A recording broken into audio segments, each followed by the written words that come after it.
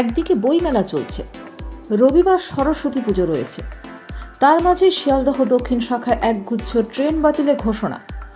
আগামী শনিবার থেকে সোমবার পর্যন্ত একাধিক ট্রেন বাতিলের ঘোষণা করা হয়েছে।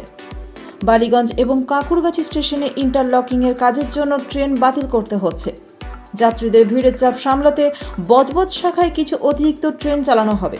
বেশ কিছু ট্রেন দেওয়া হয়েছে শিয়ালদহ নৈহাটি, শিয়ালদহ রানাঘাট শাখাতেও। কতগুলো ট্রেন বাতিল? জানা যাচ্ছে এই দুদিন মোট 108টি ট্রেন বাতিল করা হচ্ছে। আগামী 1 ফেব্রুয়ারি 59টি ট্রেন বাতিল থাকছে। পরের দিন রবিবার অর্থাৎ 2 ফেব্রুয়ারি মোট 49টি ট্রেন বাতিল থাকবে। তবে শিয়ালদহ থেকে নৈহাটি, বারাসাত, হাসনাবাদ, বনগাঁ লাইনে পরিষেবা স্বাভাবিক থাকবে বলে জানানো হয়েছে। চক্ররেল পরিষেবাও স্বাভাবিক থাকবে বলে জানিয়েছে রেল। কোন লাইনে চলবে অতিরিক্ত ট্রেন? শনি ও রবিবার দমদম স্টেশন থেকে দমদম বারাসাত স্পেশাল, শিয়ালদহ থেকে সন্ধ্যে 7টায় শিয়ালদহ রানাঘাট স্পেশাল, দুপুর 3:05 নাগাদ শিয়ালদহ নৈহাটি স্পেশাল। বজবজ স্টেশন থেকে বিকেল 5:30টায় বজবজ নিউ আলিপুর স্পেশাল।